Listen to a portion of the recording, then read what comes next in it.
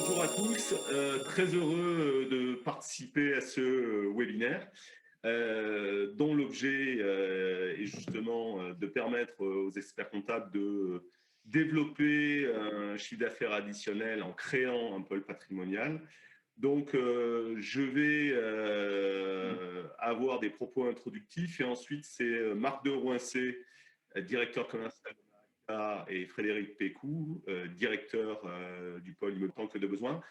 Donc merci à tous d'être présents.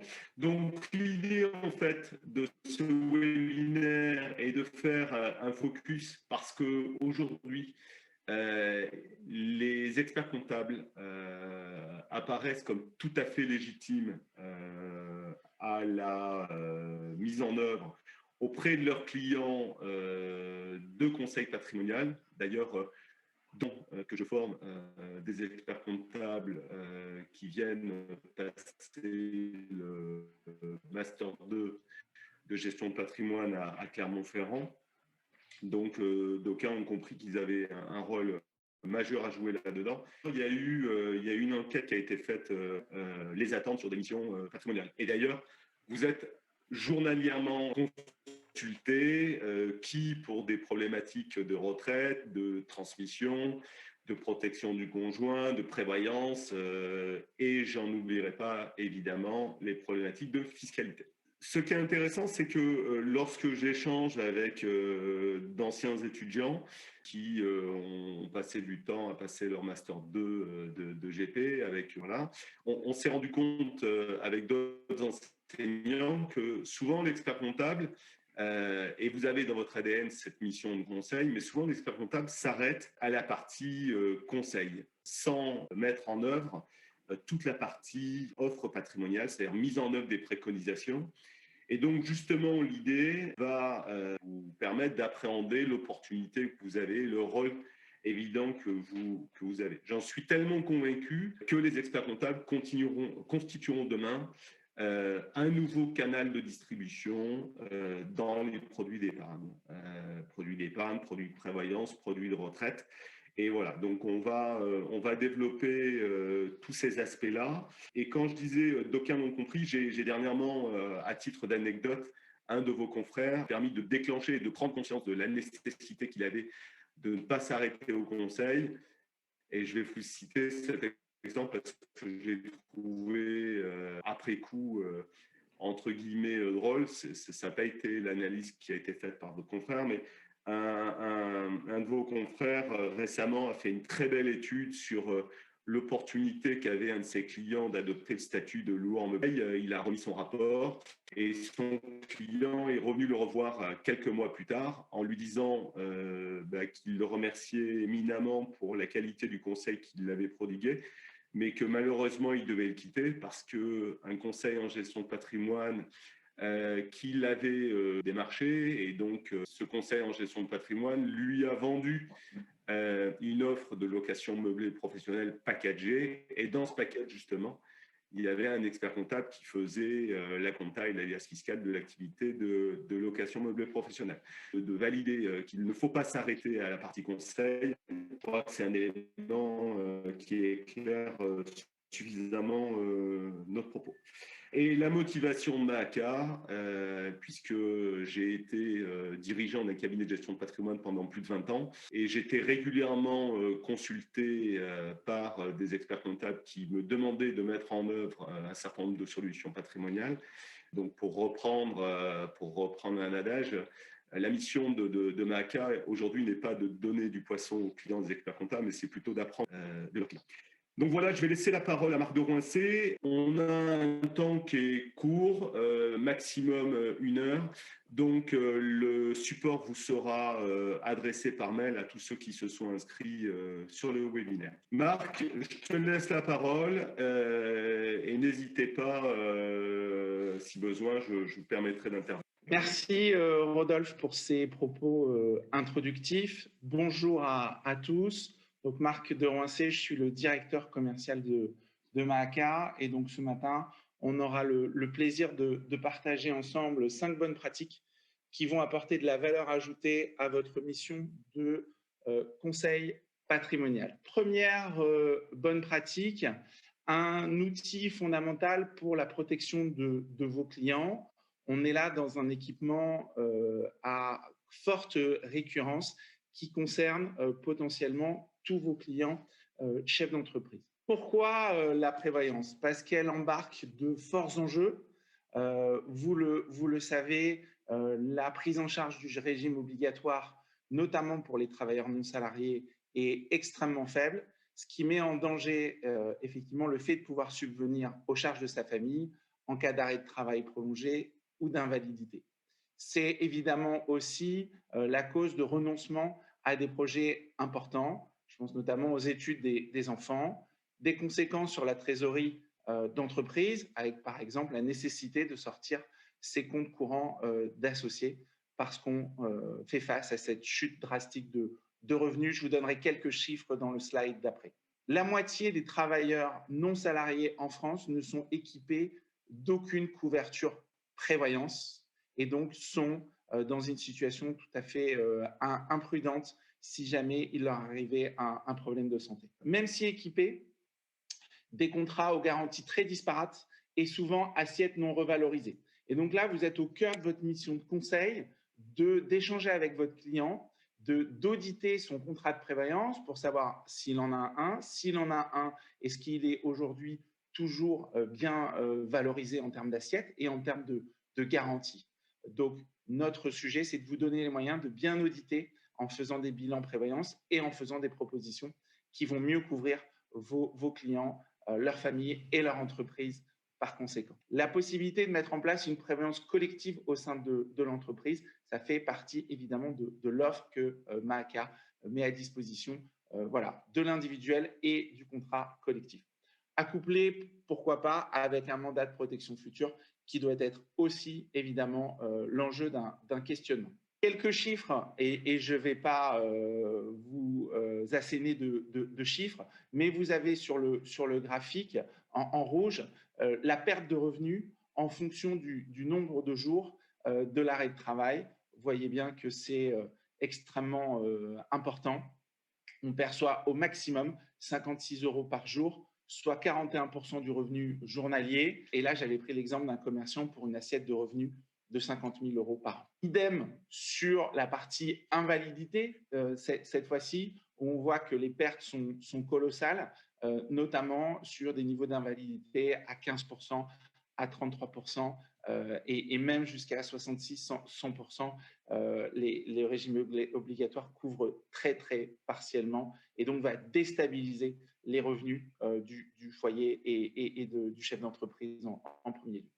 Alors, l'avantage de la prévoyance, l'enjeu de la prévoyance, c'est de protéger votre situation financière, sur vos revenus, vos frais fixes, prendre en charge ces frais fixes, rembourser vos frais de santé, et puis protéger votre famille, verser un capital à vos proches, verser une rente à votre conjoint et verser une rente à vos enfants. Tu m'entends? Si tu me permets, j'aimerais, avant que tu passes à l'aspect placement de la trésorerie, rajouter 2 points. En matière patrimoniale qui ont été formés, la nécessité d'avoir une approche patrimoniale globale. Et un point qui est fondamental, c'est que la prévoyance est malheureusement trop souvent occultée. Et vraiment, ce qu'on enseigne en master, le métier d'un bon conseil en gestion de patrimoine, c'est justement de sécuriser la famille du client. Et c'est d'autant plus vrai lorsqu'il s'agit d'un dirigeant, un chef d'entreprise. Et je vois trop souvent, à l'occasion d'audits patrimoniaux, des dirigeants, des chefs d'entreprise qui ont mis en place une prévoyance à l'occasion de la création de leur activité et qui se retrouvent avec des niveaux de prévoyance particulièrement faibles. Voilà. Et attention à un point, aujourd'hui, il y a de plus en plus de jurisprudence sur l'obligation d'information et de conseil. C'est-à-dire que pour moi, un expert comptable qui, à l'occasion de chaque année, va clôturer le bilan et l'alias fiscal et va valider tous les disponibles fiscaux et toutes les sommes qui sont défiscalisable au titre notamment de la prévoyance, de la retraite, etc. Quelqu'un qui viendrait à perdre son conjoint, par exemple, à l'occasion d'une maladie, d'un accident, et qui se retrouverait dans une situation d'indigence, pour moi, clairement, l'expert comptable peut être attaqué en défaut d'information et de conseil. Voilà.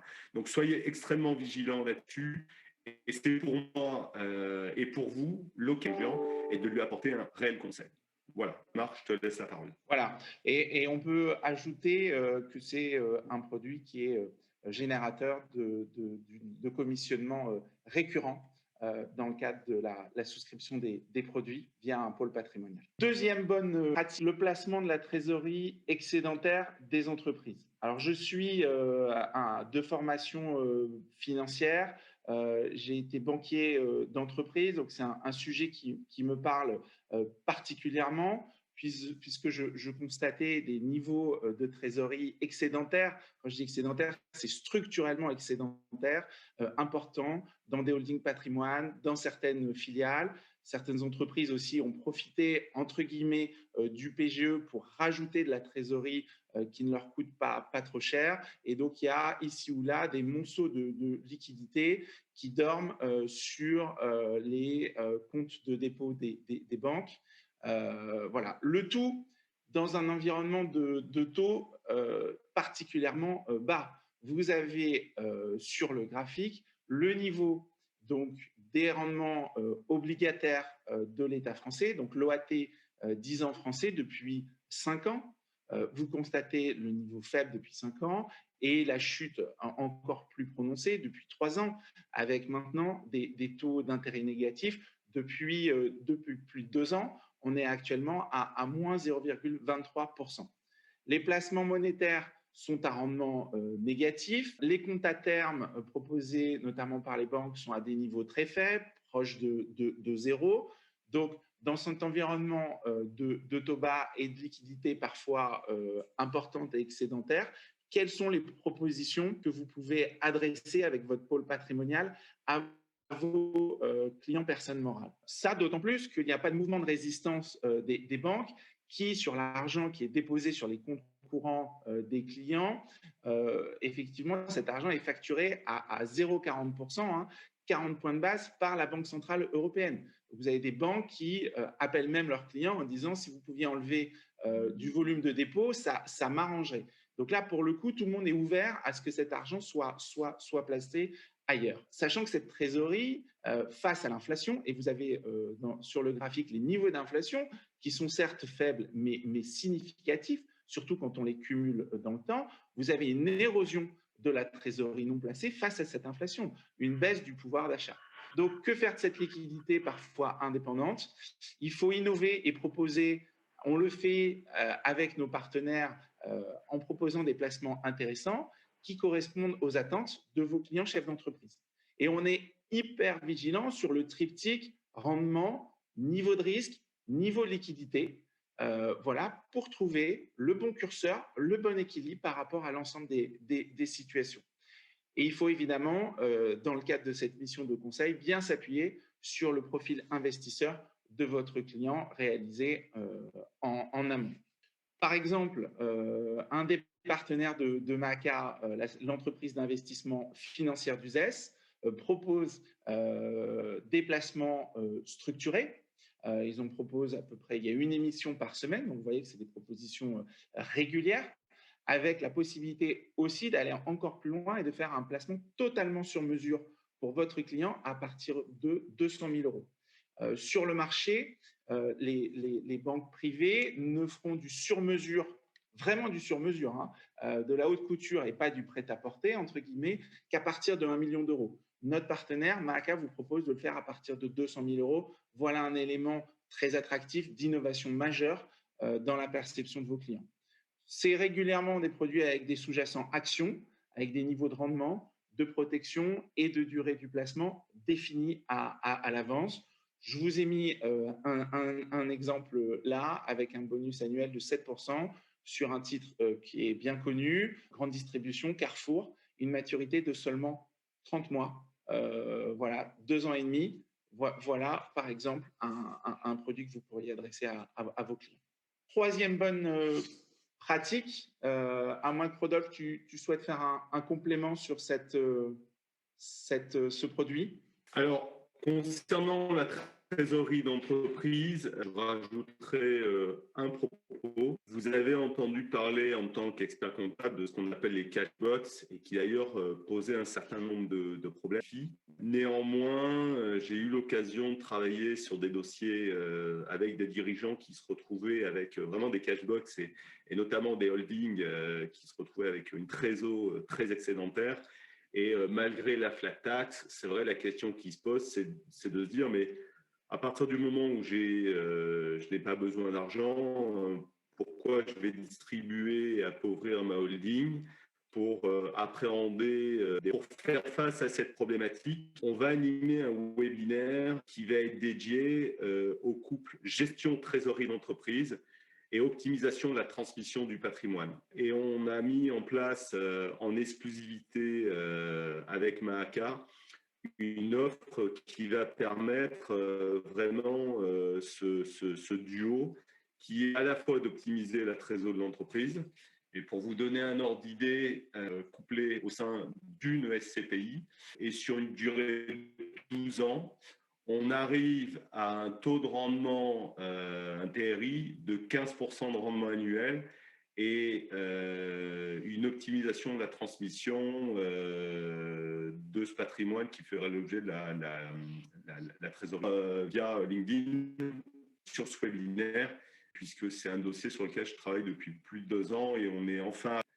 Et un point qui est important également, puisque je le disais, vous avez dans votre ADN cette pratique métier qui vous permet de dispenser du conseil, mais malheureusement et souvent, vous arrêtez à la partie CGP, à l'assureur, qui va mettre en œuvre vos préconisations patrimoniales et pas forcément toujours de façon très efficiente, le client sur la partie produit.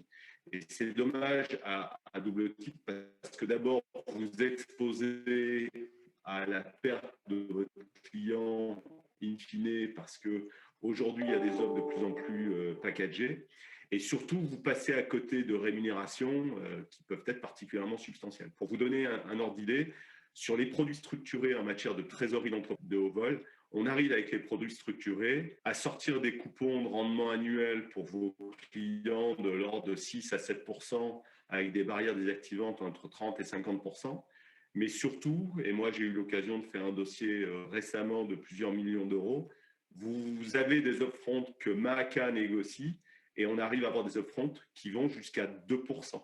D'accord ? Donc demain, vous faites une campagne trésorerie d'entreprise, vous placez 5 millions, et 5 millions ça va vite en matière de trésorerie d'entreprise, potentiellement vous allez pouvoir toucher entre 0,5 et 2,5% d'upfront sur la trésorerie d'entreprise. Voilà. Voilà. Donc, c'est un point qui est important et qui peut être vraiment générateur de revenus complémentaires en plus de la valeur ajoutée que vous allez apporter à votre client. Voilà, Marc. Merci pour ce complément, Rodolphe. On attaque la troisième bonne pratique, préparer la retraite de vos clients avec les nouveaux plans d'épargne retraite. Donc, je vous rappelle le cadre et les principaux enjeux. Les chefs d'entreprise sont une catégorie d'actifs très mal couverts sur leur retraite de base. La chute des revenus au moment de la retraite peut atteindre 60 à 70% par rapport à ces revenus d'activité. Et c'est encore plus fort, cette chute de revenus, pour un chef d'entreprise non salarié. C'est pour ça que la retraite du chef d'entreprise doit s'anticiper tôt et qu'il existe des solutions telles que les contrats de plan d'épargne retraite. Vous êtes donc, avec votre rapport privilégié et votre connaissance de vos clients chefs d'entreprise, particulièrement indiqué, vous, expert comptable, à le conseiller sur ce sujet. Bon, le plan d'épargne retraite, il est récent, il est issu de la loi Pacte, il est disponible depuis octobre 2019 et il remplacera progressivement tous les autres plans d'épargne retraite. Il y a 3 compartiments, le plan retraite individuel qui succède au PERP et au contrat Madelin, le plan d'épargne retraite d'entreprise collective, le PERCOL, qui succède au PERCO, et le plan d'épargne d'entreprise obligatoire, le PEROB, qui va succéder au contrat article 83. Toute l'épargne, et c'est ça qui est particulièrement intéressant en ce moment, hein, c'est le bon timing pour prendre en main ce sujet-là, c'est que vous pouvez transférer l'argent des anciens plans déjà ouverts sur votre nouveau plan d'épargne retraite. C'est ce produit hein, qui a été fortement souhaité par l'État pour inciter les Français à prévoir des niveaux de retraite plus importants, à anticiper la suite. Ce produit, le PER, est attractif et a séduit déjà 1,24 million d'assurés pour 13,4 milliards d'euros d'encours. Ce sont les Échos qui nous l'apprennent. Donc, on voit bien qu'il y a cette vague à prendre et vous êtes tout à fait légitime pour conseiller vos clients sur le sujet. Alors, il y a 4 principaux avantages. C'est de possibilité de déduire dans certaines limites des revenus imposables les cotisations versées justement sur le PER. Une sortie en rente ou en capital. Alors ça, c'est un argument massu puisque les études montrent que 80% des Français veulent sortir en capital.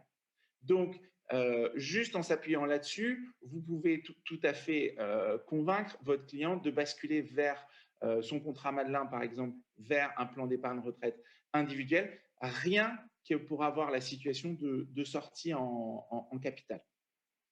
Le PER est également un outil de transmission puisque l'assuré peut désigner la clause bénéficiaire pour recevoir les capitaux logés dans le contrat en cas de décès. Et puis, comme je vous le disais, la possibilité de transférer, sachant que les commissionnements vont se faire également sur le niveau de l'épargne transférée et pas seulement sur le niveau d'épargne nouveau, voilà que va consentir le client, mais également sur l'existant.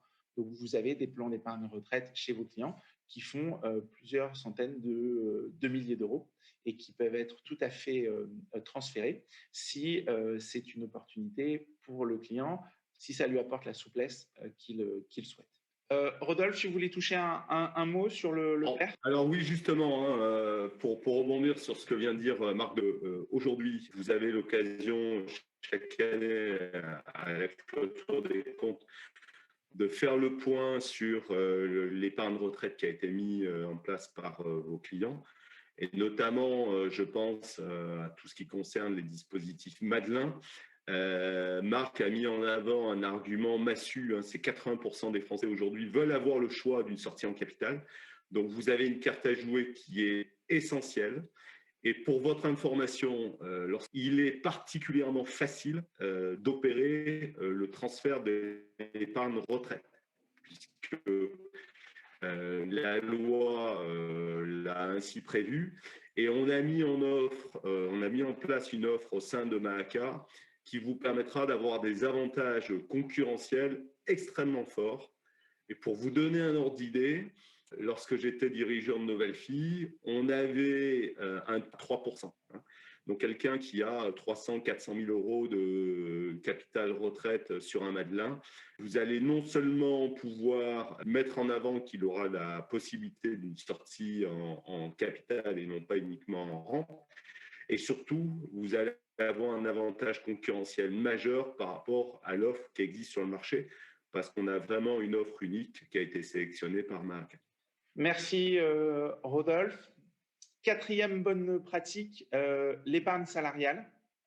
Donc de nombreux atouts pour le dirigeant et ses salariés, y compris dans les très petites entreprises qui sont pour la majorité des cabinets, voilà, qui représentent la plupart de vos clients. Alors, quelques enjeux, 136 milliards d'encours, 10 milliards de versements chaque année, 274 000 entreprises de moins de 50 salariés déjà équipées en épargne salariale et 11,2 millions de salariés couverts. Donc, on voit qu'on est sur un sujet qui est certes connu, mais qui garde un potentiel de marché immense, puisque gardez ce chiffre en tête, seulement 15% des salariés des TPE-PME bénéficient d'un dispositif d'épargne salariale. Donc, vous avez de nombreux clients, c'est certain, qui n'en sont pas équipés. certainement parce qu'ils ne connaissent pas forcément tous les avantages du dispositif ou qui n'ont pas reçu d'offres qui auraient déclenché le besoin. C'est un marché en croissance régulière et du fait de ces nombreux avantages structurels, la croissance va continuer de se poursuivre à coup sûr. Il y a des enjeux qui sont liés à la taille des entreprises, même si le montant moyen par entreprise n'a rien à voir avec la taille de l'entreprise. Hein. Il y a des TPE qui sont comment dire, plus impliquées sur le sujet que des entreprises plus grandes. Voilà, mais pour reprendre l'exemple des TPE, l'enjeu numéro un, c'est l'efficacité des flux de rémunération périphériques. Pour les PME, c'est l'attractivité des talents et partage de la performance. Ça va donner des leviers qui n'existaient pas auparavant dans ces domaines-là. Voilà, c'est un excellent moteur de motivation. C'est plus qu'un outil de politique de rémunération. C'est un outil, une solution pour instaurer une ambition commune et renforcer la cohésion sociale en partageant mieux la valeur de l'entreprise. Je ne vous lis pas tous les avantages, de toutes les manières, on va vous transmettre le support. Ce qui est intéressant, c'est de prendre un exemple d'une prime de 2 000 €. Si elle est versée en prime classique, elle coûte à l'entreprise 1 450 € et côté salarié, en montant perçu réel, 528 €. 1 450 €, 528 €. On prend l'épargne salariale, le coût pour l'entreprise, il est de 1 000 € et le montant perçu par le salarié, il est de 903 €. Donc, le taux de transformation, le taux d'efficience est évidemment bien meilleur. Les chiffres sont éloquents. Bon, les atouts pour le salarié, c'est évidemment un excellent moteur d'inspiration et de motivation. Ça permet aussi de préparer efficacement leur retraite. C'est pour le travailleur non salarié un excellent levier d'optimisation de rémunération. Et on fera un focus d'ailleurs sur ce sujet-là en particulier fin avril avec un webinaire avec notre partenaire Generali Épargne Salariale. De mémoire, c'est le 29 avril. Vous serez tous invités, bien sûr. Voilà, Rodolphe, si tu voulais ajouter un mot. Alors oui, je rajouterai un mot, évidemment, au même titre que l'épargne retraite, hein, puisque l'épargne salariale, avec notamment la partie PERCO, sert aussi la cause de la retraite. Et au même titre que le dispositif retraite, d'abord parce que l'offre épargne salariale est généralement vendue par les banquiers. Et quand je dis vendue, c'est qu'il n'y a pas de conseil derrière. Or, par la mise en place d'une épargne salariale faite par les banques, souvent 20% du chemin a été réalisé. Vous avez la possibilité, grâce à l'offre qu'on a mise en place, de mettre en place des accords d'intéressement, des accords de participation en retraite. Vous aurez la possibilité, outre le conseil de qualité que vous allez apporter avec une offre totalement structurée, de pouvoir récupérer l'épargne et surtout, pareil, d'avoir une offre extrêmement qualitative sur l'offre produit qui est proposée à vos clients. Et surtout, et c'est le dernier point, vous avez déjà été fait par le banquier, donc généralement votre client est convaincu et avec la valeur ajoutée que vous apporterez sur la dimension conseil, vous pourrez aisément transférer cette épargne sur votre cabinet. Merci pour ces compléments. Je cède la parole à Frédéric Pécou pour la 5e bonne pratique relative à l'investissement immobilier. Bonjour à tous, donc je suis responsable du pôle immobilier de Maaca et je vous propose de voir rapidement les 3 principaux bénéfices de l'investissement immobilier. Bon, il y en a bien sûr d'autres, mais on va se focaliser sur ces 3 bénéfices qui sont la patrimonialisation de l'impôt, l'effet de levier du crédit et l'outil de prévoyance que représente l'investissement immobilier. Bon, si au gré des différentes lois et mesures de défiscalisation, on connaît de nombreux épargnants qui se sont laissés berner en se portant acquéreurs de biens qui ne correspondaient pas à leurs attentes. La fiscalité, quand elle est utilisée à bon escient, peut être un extraordinaire catalyseur aux solutions techniques et financières mises en place. La réelle problématique, et j'attire votre attention là-dessus, sur ce point, c'est qu'elle réside dans le choix vraiment du support immobilier sur lequel va s'appuyer l'investisseur et qu'on va conseiller à notre client. On sait que il y a différentes lois fiscales. Ces dernières devront répondre aux attentes et aux besoins et aux objectifs de vos clients. Nous savons que la fiscalité peut receler des effets bénéfiques, soit en diminuant les assiettes taxables, soit en procurant des réductions d'impôts directs. Donc, cette fiscalité est un outil efficace et sa mise en place devrait s'appuyer de manière systématique sur des réflexions à court, moyen et long terme qui devront répondre aux besoins et aux objectifs de vos clients. Les points positifs, mais également les points négatifs seront à détailler dans chaque temporalité, c'est important, mais également les caractères intrinsèques et extrinsèques du bien choisi. Et ça, souvent, on l'oublie, les gens sont omnubilés par l'impôt qu'ils payent, qu'ils veulent absolument gommer, et ils occultent très souvent cette partie qui va être le support sur lequel ils vont s'appuyer pour déduire leur fiscalité. Donc l'immobilier est vraiment une composante essentielle du patrimoine. Mais c'est aussi un fort contributeur à la constitution de revenus additionnels. L'effet de levier du crédit, on a souvent affaire à des investisseurs qui ont la trésorerie disponible pour se porter acquéreur d'un bien immobilier. Et notre devoir en tant que conseil, c'est de les aider à voir plus clair et à leur permettre d'optimiser leur investissement. Et c'est vrai que l'outil de crédit permet un levier énorme sur lequel il faut porter une attention particulière. C'est vrai qu'on voit souvent la rentabilité locative d'un bien, mais on occulte souvent la rentabilité financière dont il faudra absolument tenir compte dans l'étude du bien et de l'investissement que l'on voudrait faire prendre à notre client. Vous voyez sur le slide les effets vertueux également du levier de crédit. Qui dit appel au crédit met en avant un point qu'on occulte souvent dans l'acquisition d'un bien immobilier, c'est l'outil de prévoyance que peut représenter ce dernier.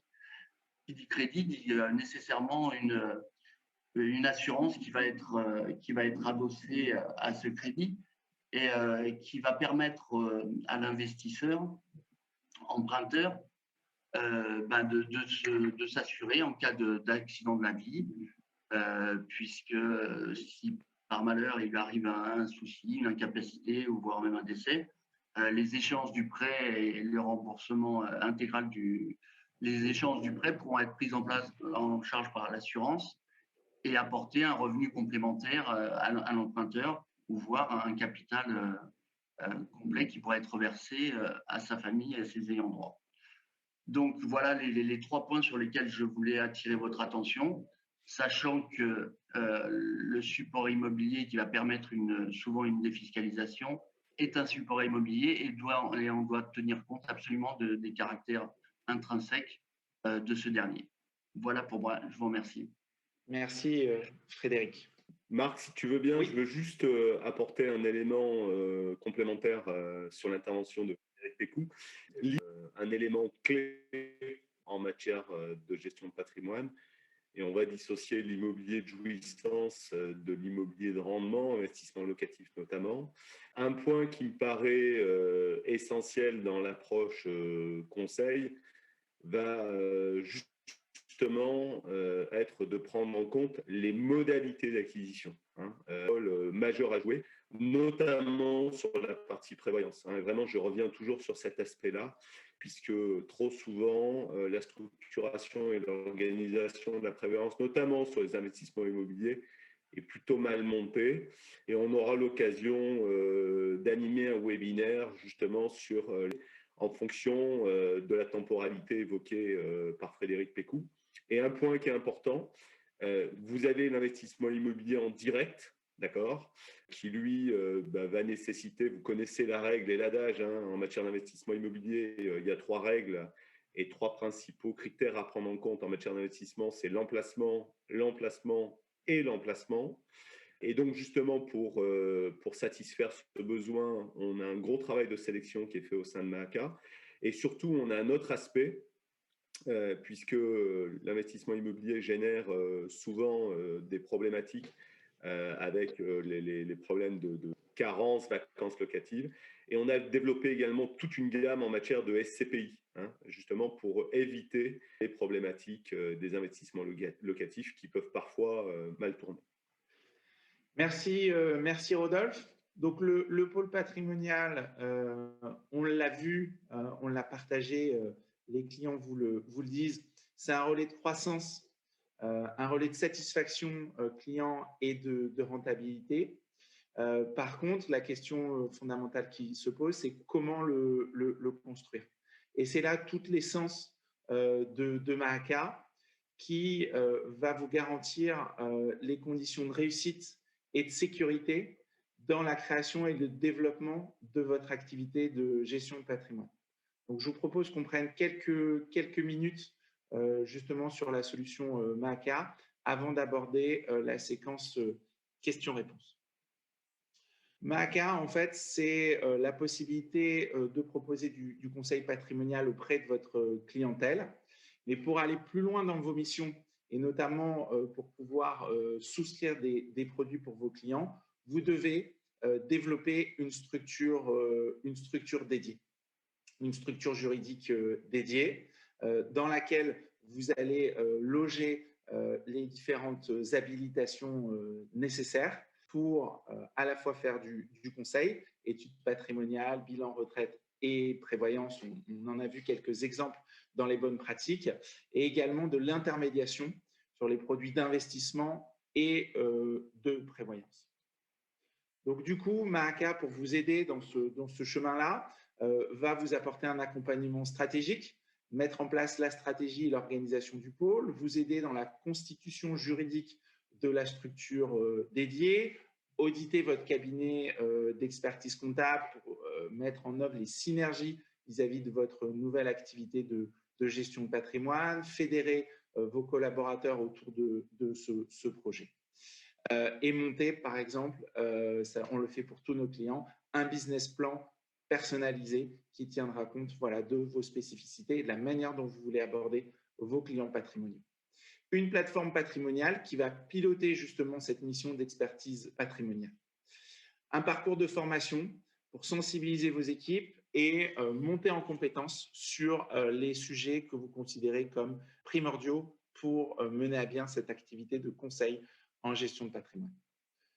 Nous avons conçu, et il y a eu près de 2 ans de développement, une plateforme patrimoniale qui gère l'intégralité de votre parcours. Nous avons monté une offre à partir de fournisseurs rigoureusement sélectionnés sur l'intermédiation en assurance, en conseil en investissement financier, en transactions immobilières. Vous aurez le support, donc vous verrez le détail des différents produits proposés. Mais sachez qu'on a aujourd'hui une offre qui est étoffée, qui couvre beaucoup d'enjeux et qui s'appuie sur une sélection rigoureuse de partenaires, sur la qualité des produits, la qualité des garanties, la solvabilité aussi importante, je pense notamment aux assureurs, pour apporter les meilleures réponses et de la sérénité à vos clients. Le retour sur investissement, il est garanti parce qu'il y a 3 types en fait, de rémunération. Vous avez une rémunération via le conseil que vous donnez, conseils patrimoniaux. Je pense par exemple aux études patrimoniales, au bilan retraite, au bilan prévoyance. Ça va occasionner la facturation d'honoraires. Les clients vont, dans le cadre des préconisations que vous allez leur faire, vont pouvoir réaliser la souscription des produits grâce à vous. Et du coup, ça va occasionner des commissions de souscription de produits, des commissions aussi récurrentes sur l'encours, sur le stock, ce qui vous donnera un chiffre d'affaires garanti à l'avance sans allocation de ressources supplémentaires.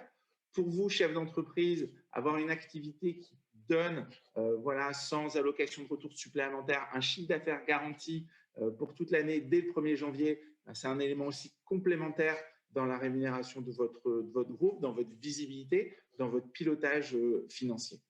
Et vous aurez bien sûr cette structure de gestion de patrimoine que vous avez créée, cette structure dédiée dont je parlais il y a quelques instants, elle va porter un stock d'encours d'assurance, d'encours financiers qui a une valeur sur le marché, ce qui fait qu'à un moment donné, si vous cédez vos parts, vous allez avoir effectivement généré du cash. Les niveaux de valorisation de ces stocks-là sont tout à fait intéressants sur le marché. Voilà, donc là, c'est une rémunération différée, mais qui sera conséquente en apport de cash. Les bénéfices avec Maca, c'est le respect de la conformité. On l'a mis au cœur de notre offre. On fait la veille réglementaire. On a mis en place des outils, documents d'entrée en relation, lettres de mission qui sont automatisés, qui vous assurent la conformité avec des signatures électroniques vis-à-vis de vos clients pour fluidifier les process.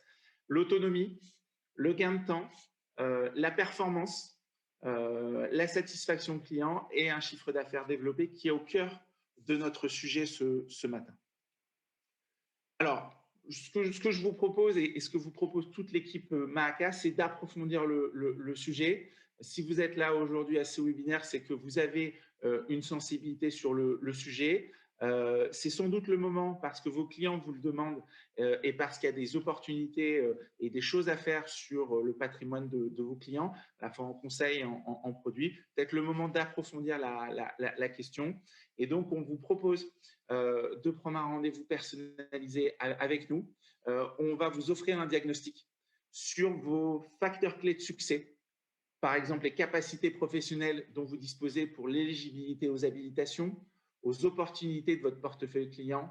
Voilà, étudier ensemble votre organisation pour voir les synergies potentielles sur la partie l'activité patrimoniale future.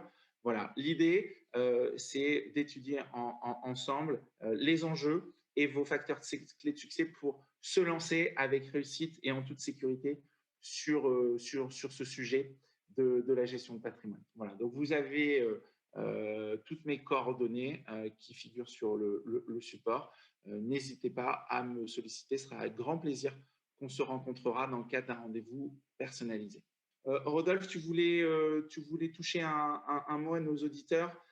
Alors, très bien, j'en suis désolé, je suis au fin fond de la Bretagne. Donc, vraiment désolé pour ce problème technique. Et donc, non, je crois que tout a été dit. Je remercie vraiment toute l'équipe de Maaka pour l'intervention dans le cadre de ce webinaire. Et merci à tous pour votre attention. Et je ferai en sorte la prochaine fois d'avoir une meilleure qualité sonore. Voilà, merci à tous. Un grand merci pour votre attention ce matin, pour le temps consacré. Je sais que vous êtes en pleine période fiscale et donc ce temps est d'autant plus précieux. Je vous souhaite une excellente journée et au plaisir d'un prochain échange avec chacun de vous. Bonne journée à toutes et à tous.